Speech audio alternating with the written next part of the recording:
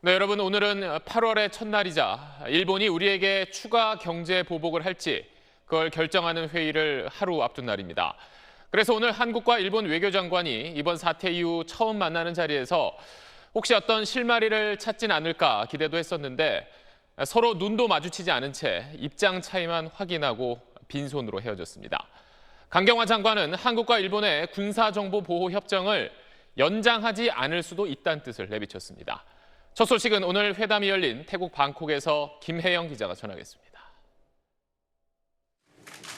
지난달 초 일본의 경제보복 조치 이후 첫 장관급 만남으로 기대를 모았던 한일 외교장관 회담. 최악으로 치닫고 있는 한일 관계를 반영하듯 시작부터 싸늘했습니다. 굳은 표정의 두 장관은 자리에 앉은 뒤 회담 전까지 환담은커녕 눈조차 마주치지 않았습니다. 이후 55분간 회담이 이어졌지만 서로 입장차만 확인했습니다.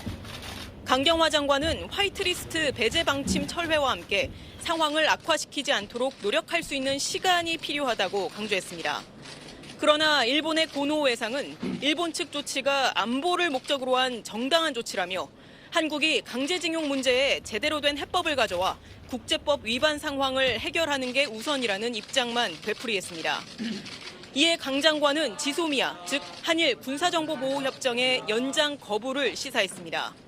우리 한일 그 안보의 틀 여러 가지 요인들을 우리도 고려할 수밖에 없다는 그런 얘기가 했습니다. 일본은 지소미아 연장에 대해 원칙적으로 찬성 입장을 밝힌 것으로 알려졌지만 내일 예상대로 화이트리스트 배제 조치를 결정할 가능성이 높다는 관측입니다. 한미일 3국 외교장관이 잠시 뒤 있을 만찬 행사 등을 통해 물밑 접촉을 가질 수도 있지만 일본 측 입장이 워낙 강경한 만큼 돌파구를 찾긴 쉽지 않아 보입니다. 방콕에서 SBS 김혜영입니다.